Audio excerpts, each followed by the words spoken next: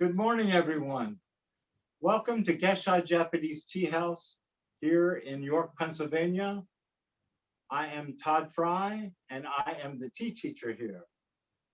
This tea house in my backyard represents the culmination of a life of practicing tea, and I'm so happy that you can join us today to have a little taste of what tea ceremony really is all about. So the first thing I want you to do is to know when you come to tea, you bring all the world with you, all the problems you had that day, the transportation on the road, whatever's going on in your life. But when you come into tea, little by little, you're asked to drop those things away so that you just experience with a pure eye. So with that in mind, I'd like to show you my tea garden, such as it is.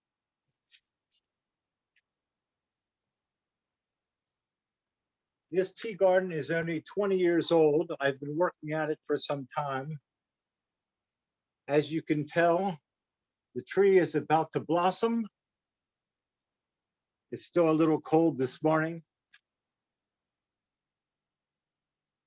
The purpose of a tea garden is really not to introduce flowers. You'll notice that there's not many blooms in the yard itself. It is supposed to imitate deep mountains and you coming across a little hut. And in that little hut, someone invites you to make tea. Show the picture of the hut, Michael. So the tea house itself is of my own design.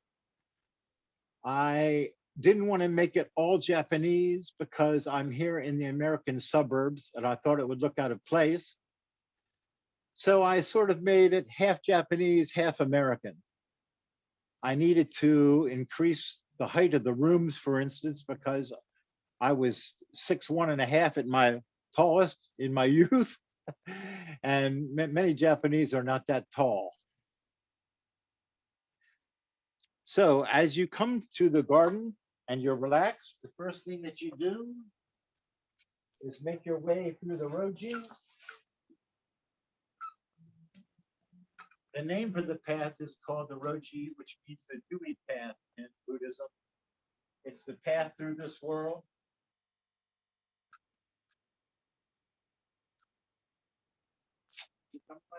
Yep.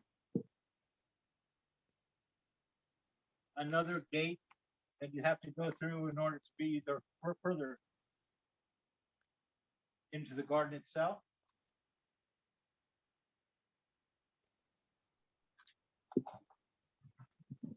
You make your way to a tsukuba, which is an arrangement of 5 stones. Before you get here, the host would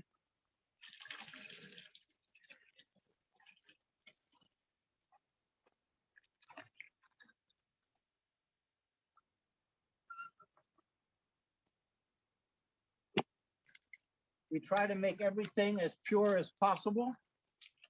Guests can stop and wet their hands and mouth before they enter. We find that rocks and things look more beautiful when they're wet.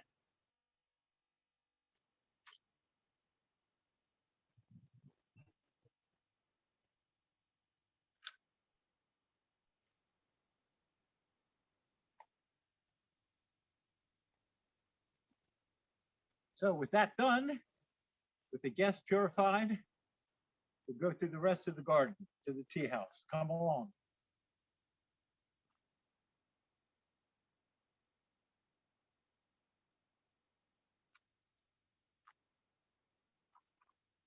The first thing that you'll notice is that the guest door is quite small. This is called the Nijiriguchi. It's for crawling in. This is one of the first things I changed. I made it a little larger than usual. And I also made it a little farther off the ground than usual because of American size. So people stand on the rock, take off their shoes, and then crawl inside. And we will meet you in there in just a few minutes. Good, good. Look. Put away that part of your mind that judges. Just see.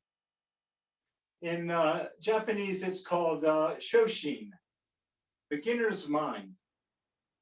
And this little crawling in door, some people think of as a birth canal. That, like when you come into the world for the first time, you just see purely.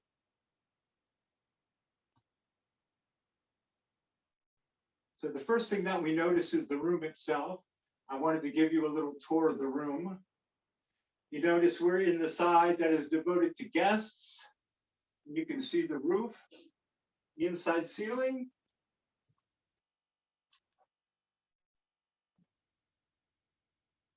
It's more like a hut than a house because it's only very, very small. This room is only 9 feet by 6. And over there to your left. You'll notice in this small room that it's divided into 2 sections, one for the host, and it has a middle pillar and a middle wall there. Okay. So back to me.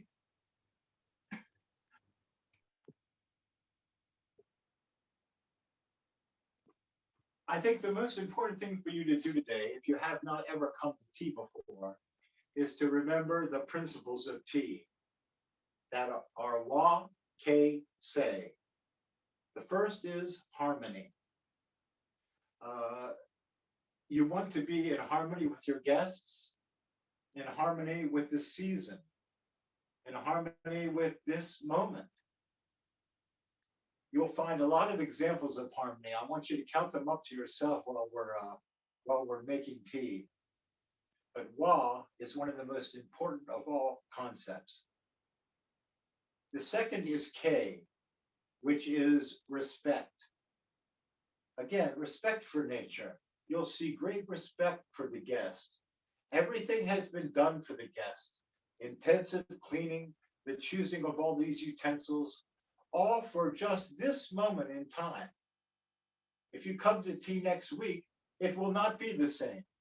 Even if all the things seem to be the same, you will not be the same. So you must have respect for all these things. One of the guest's jobs is to ask a lot of questions about the tea things themselves, because they have been chosen just for you.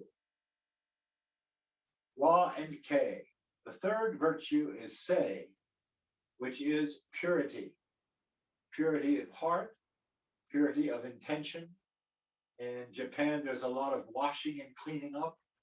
In tea, you'll notice that we clean things that are already clean, because it's the process of cleaning the heart mind that is the most important thing. So as a guest,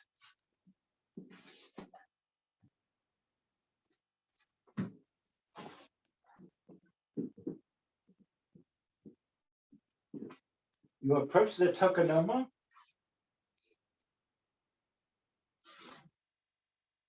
And the first thing that you do is to bow.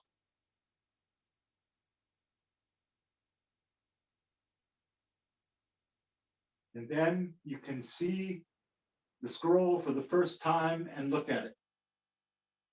The one I've chosen today has a large character on the right, and that character is cha, or tea.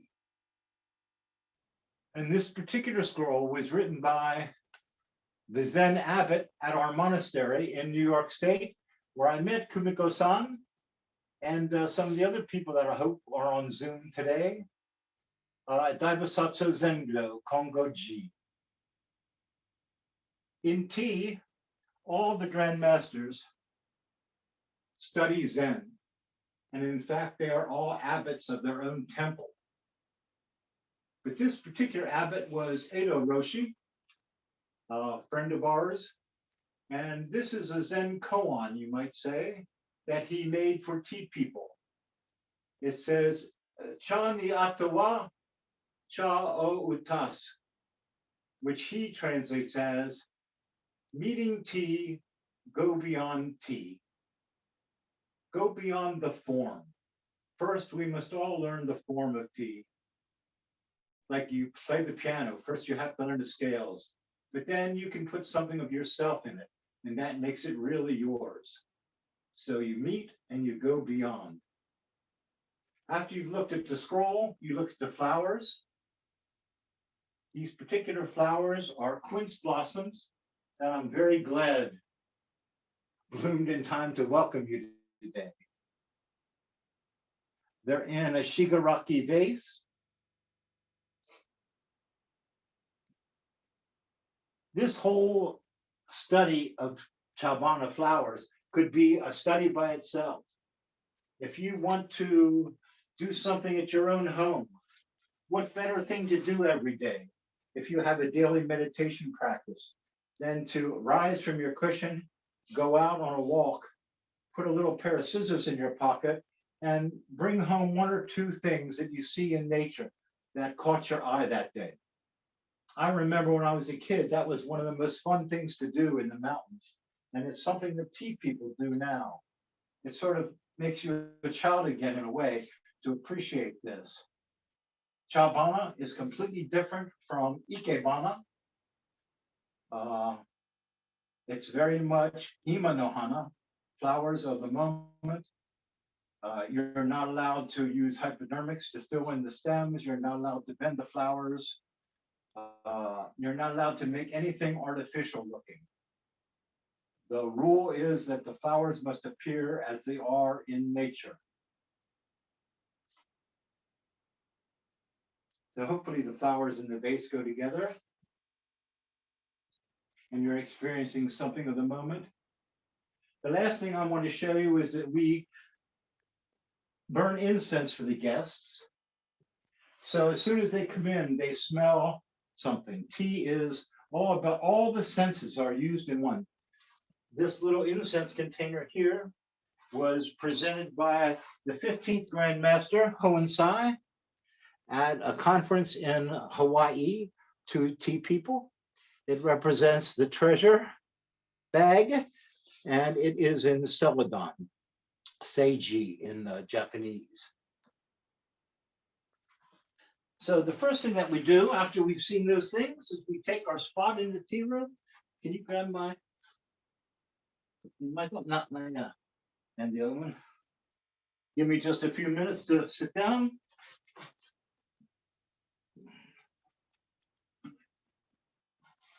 And then we will be joined by a very special guest today who will help us out.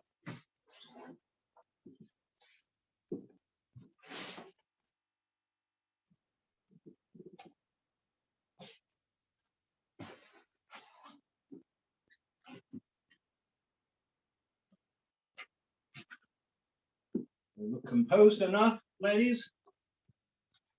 We look composed? Yes, yes, beautiful. So after you're relaxed and you're wondering what on earth is going to happen next, what is this tea about?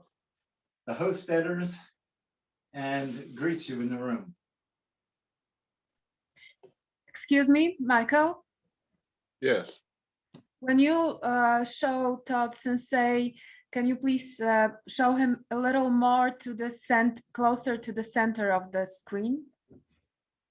Okay. Yep, I can do that. Okay, thank you. Please come in.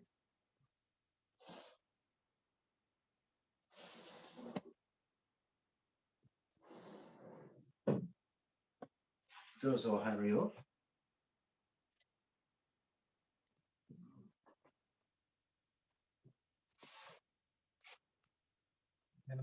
Good morning. Good morning. 先生、おはようございます。運びうしゃろのお稽古のお手前、よろしくお願いいたします。It will be my pleasure to have tea with you today, Nobu Sensei. Nobuaki is a professor of Japanese at Elizabethtown College. And he's been a student of mine for some time. And he's going to bring in the sweets, and we're going to talk with him for a little bit before we get started. In tea, There's always something to eat. Because tea itself can be quite a bitter thing, we bring in wagashi, which are moist sweets to be eaten before the tea. Like chabana or like scroll writing, it can be its own separate practice. Many people make wagashi.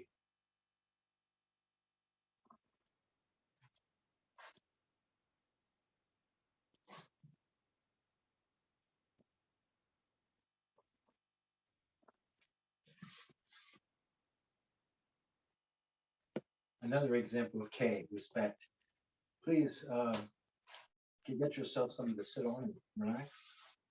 The first thing guests do when they're presented with something is to kansha. That means they raise it and lower it. It's a sign of respect. You raise it to your heart mind. Like, I'm going to focus on this now. And the first thing guests do is to look at the thing that the host has prepared. This particular sweet is called sakura mochi. Since in Japan and in America, this is the time when the cherry blossoms are blooming, last year's pickled leaves from the cherry tree are preserved and they are added to mochi and azuki bean paste. And that's what the sweet is today. Mike, you may join us too. It's no use we eat without you. And we thought we'd explain a little bit about tea practice generally while we eat. So, itadakimasu. We don't need these. Have you ever made these, Kumiko-san? Maybe not. No, I ate a lot, but not. I didn't make That's what Milwaukee said this morning.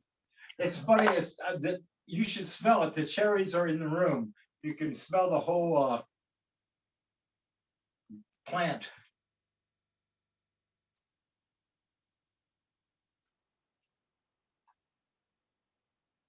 So, history of tea is very long, and it began in China long before it ever got to Japan. The Chinese were the first people to preserve tea in a brick form, a compressed hard brick form. And their tea ceremony revolved around grinding up the brick, breaking off pieces of it, grinding it, and making tea in front of ambassadors and at the court.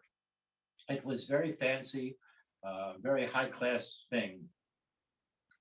But when it got its way to Japan, the Japanese put their own spin on it during the Muromachi period.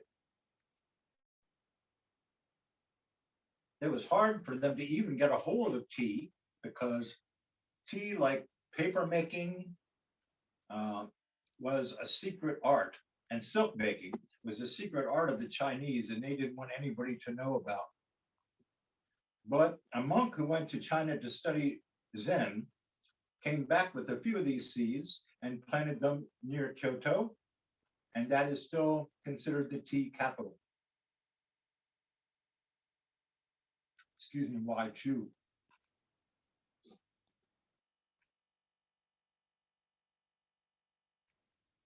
I don't know how many of you have ever had matcha before, which is the term we use for the ground tea we eat or we consume during the tea ceremony. But I'm going to give you a little bit of introduction to it today, if you will.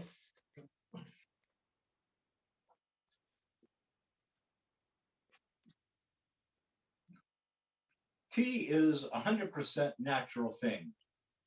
A tea plant is a shrub. It grows in China and Japan. In May, the littlest buds come out and they're picked. The first of the shoots And then it used to be young girls because they have the smallest hands. They tear the leaf apart to take out the veins and then put the pieces of the leaves in large earthenware jugs. And they would be kept until November the following year, sealed. And in November, they would be opened. The tea would be ground into a powder. And then that is what we call Tea New Year, when we get to taste that year's tea for the first time. I've asked Nobuaki Sensei to allow you to see what we do behind the scenes. This is all usually done in the kitchen before tea begins, but I thought you might like to see it so you can do it at home. If you buy tea, it usually comes in a canister like this. If you're from a big city like New York, it's no problem. You can go to Ippodo and get tea there. This particular tea is Koyama-en. Go ahead and open it. If you look for it online, you should remember that green tea, matcha, comes in two different grades. One is kitchen. People use matcha powder for noodles. They use it for ice cream. They use it for all kinds of things. That is a kitchen grade, a culinary grade. You do not want to buy that for tea ceremony or for drinking. Online, it'll say ceremonial matcha. So the first thing he's done, he's opened the can for the first time. I don't know if Mike can get a good picture of that. You see how bright green the tea is. If any of you think you've had green tea and you got it from a convenience store, you notice that it's barely green at all. But this has a vibrant, almost electric color. The first thing we recommend you to do is keep your can in the refrigerator or the freezer. And once you open it, drink it within a few weeks. He's putting it through a sieve to get rid of any kind of lumps. And then he's going to put it in the tea container. I've been thinking a lot about how unnecessary it really is to have a tea house like this for you to make tea. One of the most fun aspects of tea is when you first begin and you and your friend go on maybe a walk through the woods or a picnic. You find a rock to sit down on. You can make tea there. You can carry along water in a thermos and use that as your hot water source. You do not need anything Japanese. It's not necessary. Any tea container that you have at home, something maybe that you picked up on vacation, a little container that you like, that you thought was beautiful, use that. It'll give your guest a chance to ask about it, to talk about it. You don't need a chashaku, you don't need a bamboo tea scoop to do it either.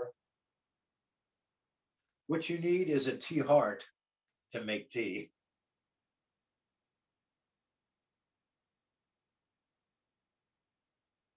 Okay, so finish up and then go back. So he's going to return to the mizuya, the little behind the scenes section again. And then when he comes out, he's going to begin the thin tea procedure to make tea. When you study as a student, if you choose to study as a student, you study about 70 to 80 different ways to make tea. It depends on the equipment you have, whether it's Chinese or Japanese antiques, whether you're outside or inside, what time of year it is. All changes according to what procedure you use. This I've asked Nobuaki to do today is one of the first procedures that we learn to do. It's called Hakobi Usucha, where the room is empty and he brings in all the tea things one by one. Again, I want you to look for wa, ke, and sei. harmony, respect, and purity. And hopefully it'll lead you to the fourth principle, Jaku, which is peacefulness. It'll make you feel peaceful in your heart. So now we wait for the host. Are you ready?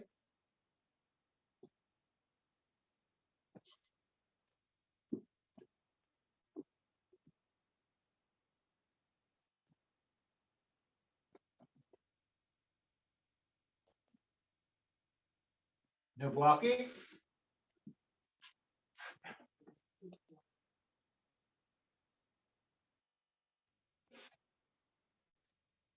Nobuaki, is this fire turned on?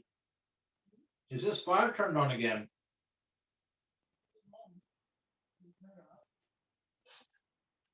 During the winter and spring, we use this, which is a Japanese row. It's a fire pit in the floor for charcoal. And it warms the room very nicely. It also allows us to sit around the fire together, which is something I think human beings have been doing since the cave people days. Sir?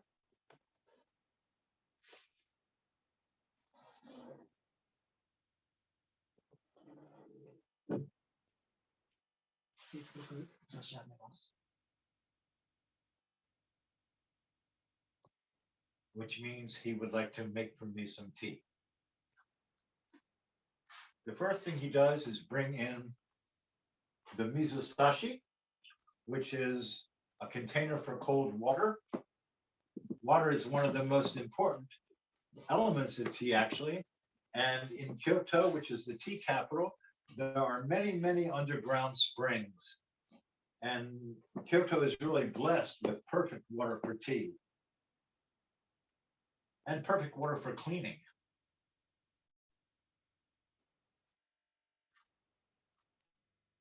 Now he will bring in the tea container and the tea bowl. I'll talk a little bit about tea bowls later on. Many of you may go to secondhand shops or what do you call it in the summer when artists have what is that called? Not sure. When you go to places where they have pottery for sale and artwork and such like that, they're famous. Usually you can see such in the summer. You can see tea bowls there every now and again. A flea market, right? Flea market, thank you.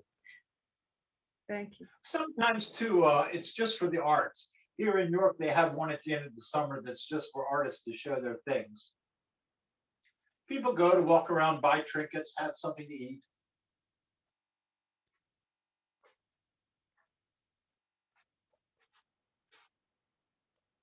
So over the years, he has learned how to make tea this way.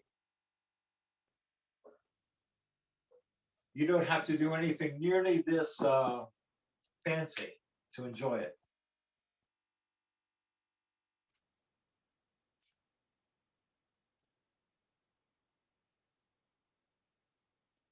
It seems to.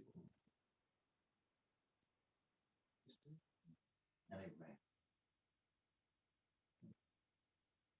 He takes a few minutes to exhale and to pause because he's going to try to work from his heart mind, so to speak. He's going to put his mind in his hands. He's not really going to think about what he's doing. He's just going to offer it to you, so to speak.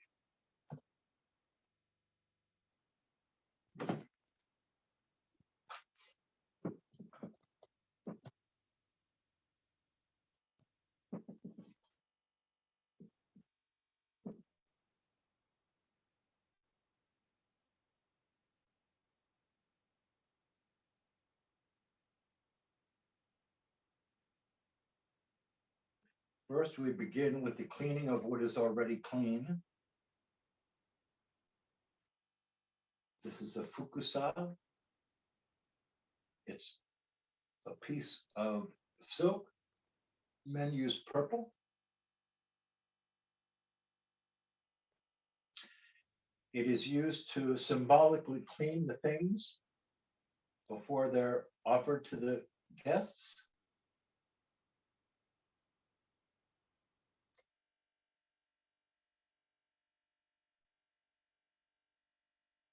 It's sort of hypnotic, I think. It calms me down just watching it.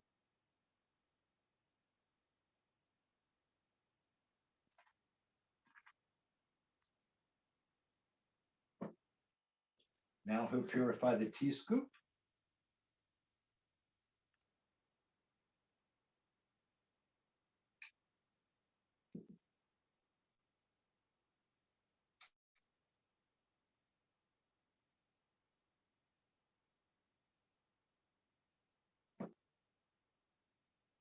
The tea bowl today is one I found in Kyoto when I got to study it there. It was cherry blossom season, and I was very glad to have this cherry blossom bowl to remember that time. And so every April I use it. It's a really good sign.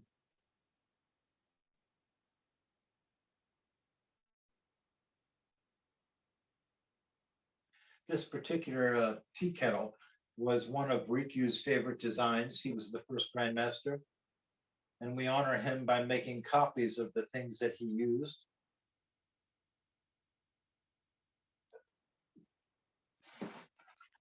A lot of people boil their tea water. You really should not boil it. It should be caught before it boils.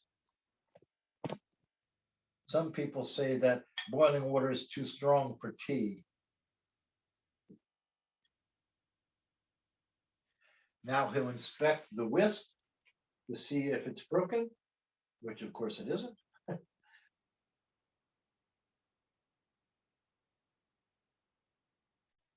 He washes out the bowl to warm it a little. This is an important step because in Orasenke tea, we whisk the tea to foam it, sort of like a cappuccino-like topping.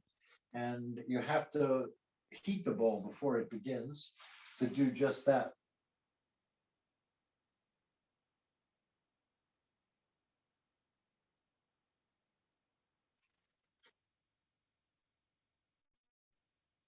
He dries it out.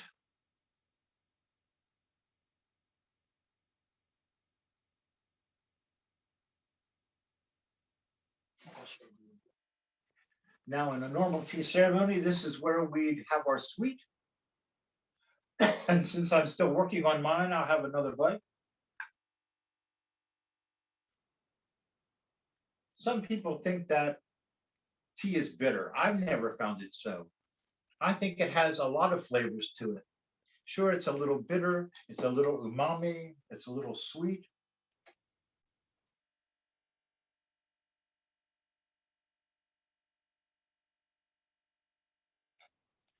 There's people who come to tea with a lot of different ideas about what it is. Some people think it's all Zen. Some people think it's all spiritual. But in Japan, what it is a way for two people to come together and have a bowl of tea and to talk. So being a good host is one of the most important things.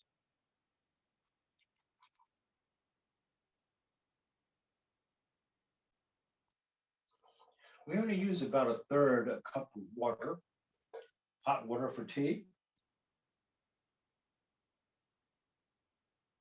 And then we whisk it. Mike will have to get closer to show the actual finished product. In a few seconds, I'll show you.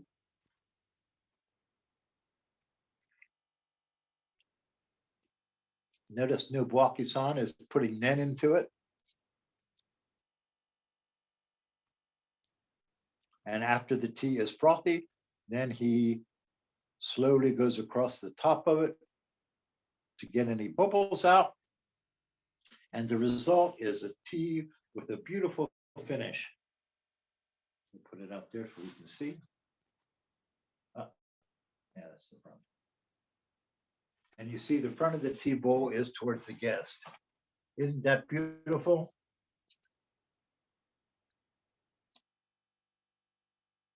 I can't wait to taste it. What is this particular tea today, Nobuaki? 機運でございます。It is 機運。 Ah, Kyun by Koyama-en. Yes. Again, the first thing that we do is to thank the host for making tea. So I say, Otamai chodai tashimasu. Thank you for making the tea for me today. Then I pick it up.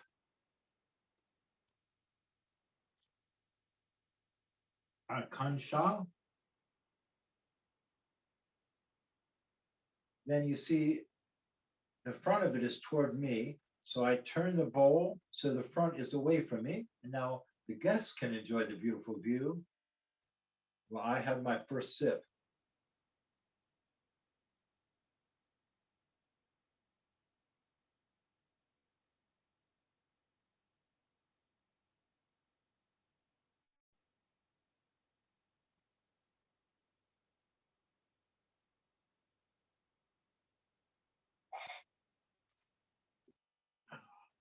Then we wipe the part where our lips touched.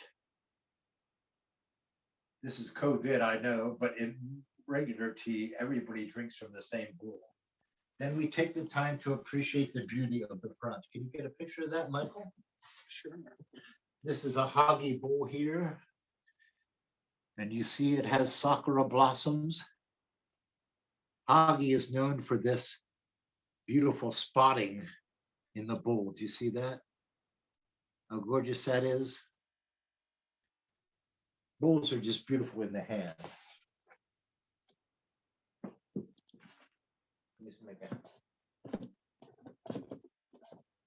He will now use a second bowl. Just so we can keep talking, I'm going to ask him to make a bowl for me and a bowl for Mike and a bowl for himself. Is there anything that comes to your mind that you'd like me to talk about while we're waiting? You have any questions so far? You should be able to get one for about $30 or something like that. The reason I am saying you should get a Japanese tea bowl is that if you go to an art fair and you get an American-made one, even if the potter is a very good potter, they have not studied tea. And the clay body they use is different than the clay body in Japan. Sometimes it's very heavy. You go to pick up a tea bowl, or they've made it all lumpy at the lip, or they think it looks cool when it's misformed. All those kind of things makes it hard to drink from. And the potter himself, they don't know that because they've never studied tea. So they're making something for a purpose that it can't be used for. Please enjoy this tea yourself.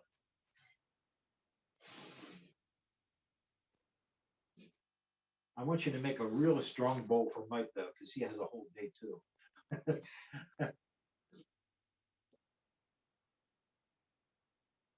Nobuaki has been studying now for maybe 3 years. About 3 years. We've done some festivals together. We've had some good times. I'd like to ask him to say something about tea because I'm a Westerner, he's Japanese, and yet he's kind enough to come and study from me. So perhaps you can ask him a few things.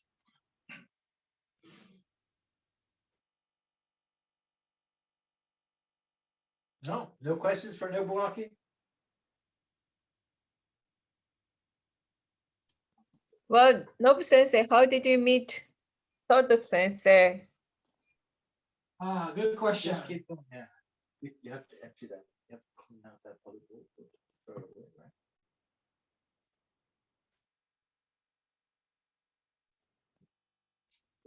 Keep talking. This is one of the hardest things for tea people, to talk while you're making tea. So be kind. Todd Sensei originally contacted multiple institutions around this area. Yeah, to let them know that I'm here and that if they wanted to contact me for tea ceremony, they can do that.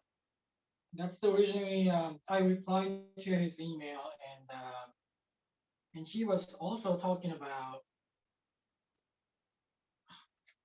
See, even I told I forget stuff. Talking about the possibly donating utensils and this and that. That was talk back then, and I was interested. But as a Japanese, I have no idea what tea was. I have never experienced any tea while I was in Japan. So if I Change the focus back so I'm a little more into. if I get myself into tea, then I need to learn something first.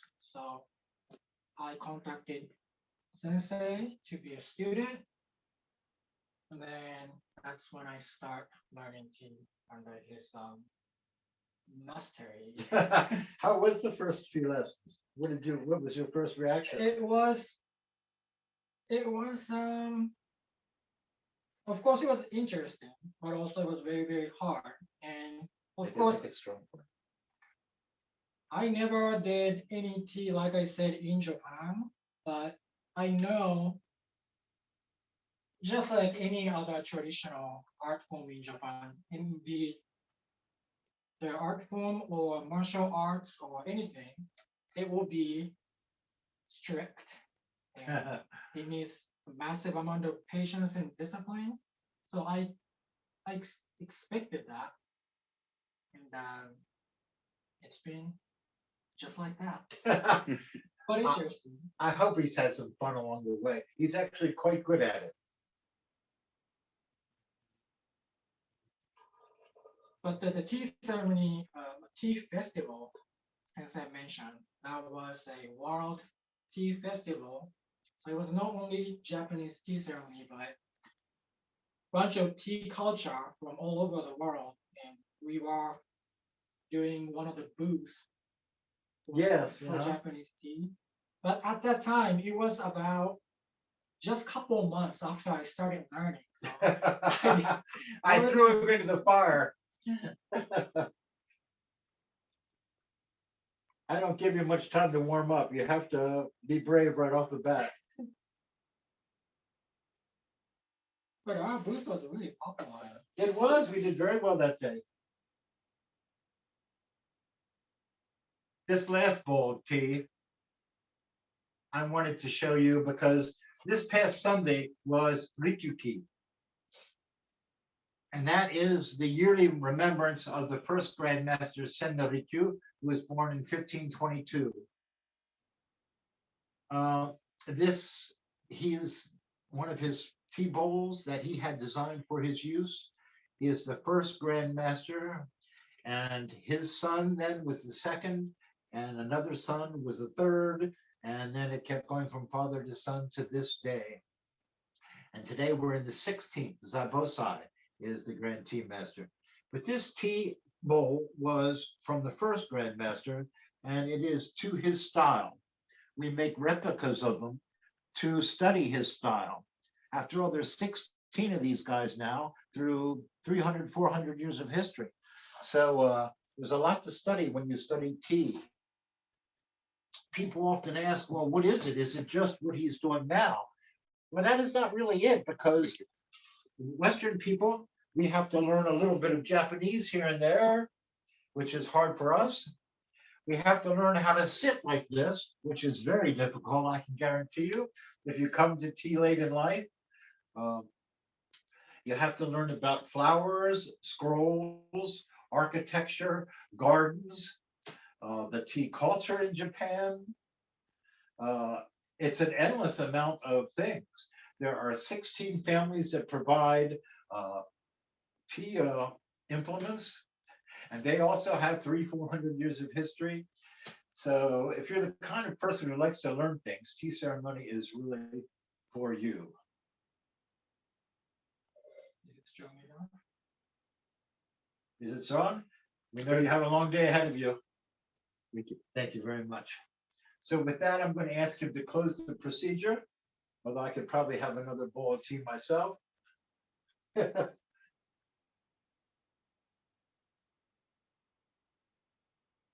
Anything else you'd like to know? Anything comes to mind?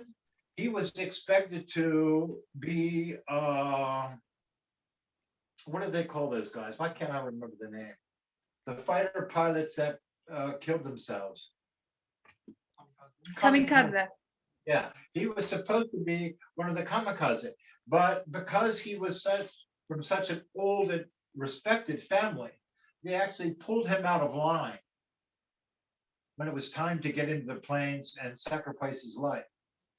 So there's pictures of him on the tarmac making tea, doing tea ceremony for all his friends in their flight gear, waiting to get on the planes. Oh, wow. After the war ended, he started a campaign called Peace Through a Bowl of Tea. The idea that no matter who the two people are, even if you're enemies, you can be from different countries. If you sit down and you share tea and a sweet, you've created a little bit of connection between the two of you. And that connection can grow and grow and grow. So he spent his own family's money to make first a tea school in America, because he's always so grateful to the Americans for not bombing the cultural capitals of Japan, like Tokyo and Kyoto. And then there's one in Poland, there's in France, in England, there's tea schools from Orosenke that he started, people teaching this tea all around the world now. There's some in Poland and Russia. And every year he allows students to come to Kyoto to study with him there for a year. If you're really, really interested, you can apply. Great. Thank you so- so much. What an interesting information. I didn't know that. Even in Poland, you can study tea. Beautiful. And the room is empty once again when we're finished. It's like we start in life and we end in life. We leave no traces behind.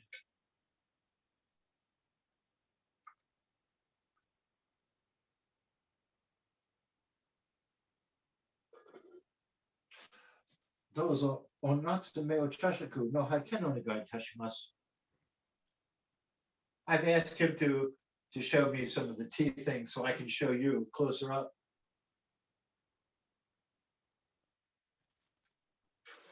The phrase Ichigo Ichie is one that's very often used as a tea scroll. It's sort of hard to translate, but it means one meeting, one encounter, something like that. It implies that each moment is unrepeatable. If you look at lifetime as an equation, if you look at your life as an equation, it's not A plus B equals C. It doesn't work out like that, really.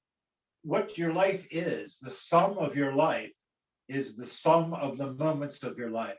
So it's this moment, then this moment, then this moment, then this moment, then this moment. And together, that is all there is. And in tea, by focusing on that small encounter, that one moment, it can be very transformative.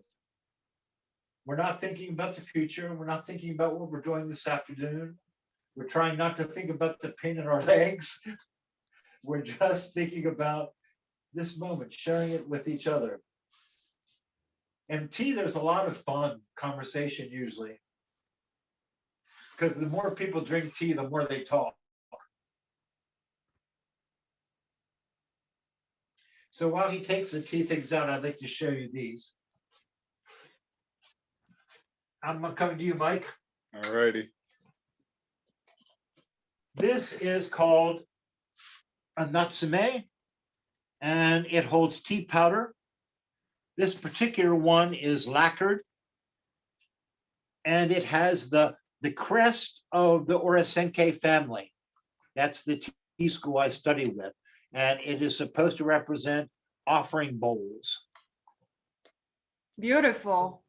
As I am offering tea to you, there. This is a very special chashaku. When we learn tea, we often learn to make these at seminars, although I've never made anything quite so beautiful as this. You have to carve the bamboo, and it has a node in the middle. And then we put it over steam, and we bend the tip. You can see that the tip is bent. There are different ways to make tea scoops, and each grandmaster has their own slightly different shape. But I mentioned the first grandmaster a while ago, and there's only one of his tea rooms still left. And that is a tea room called Taion, and it is in the outskirts of Kyoto. And I was lucky enough to visit there. And the priest who is the caretaker makes these chashaku. And so this was made at the first grandmaster's only surviving tea house. And its name is Senen no Midori, which means pine trees are always green. That there's something in our life that is eternal. Quite beautiful, I think. I love it. They each have their own personality, you know? And the longer you take to look at it, the more the personality actually comes out.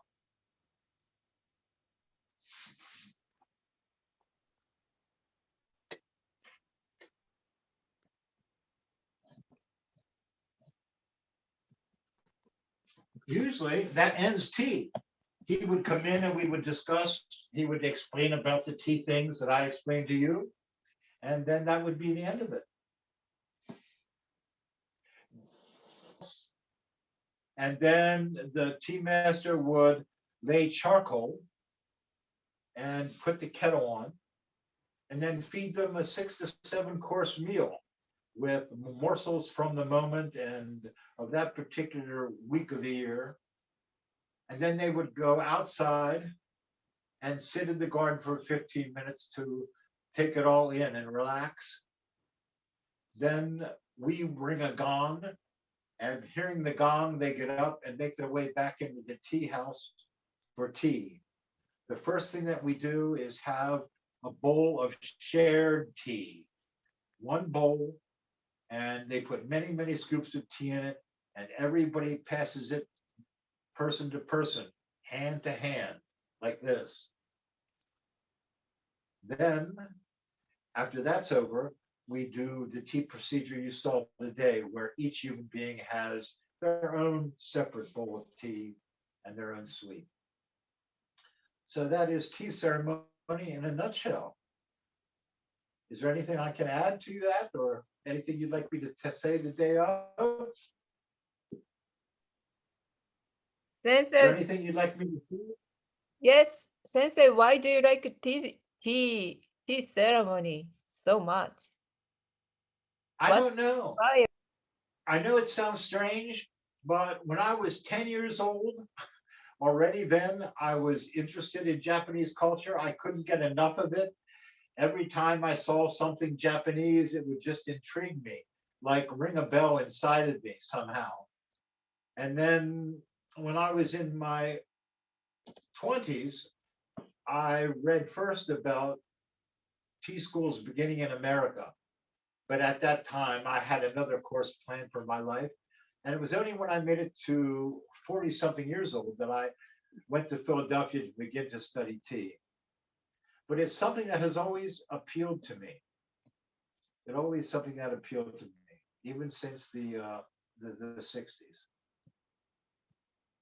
Anything else?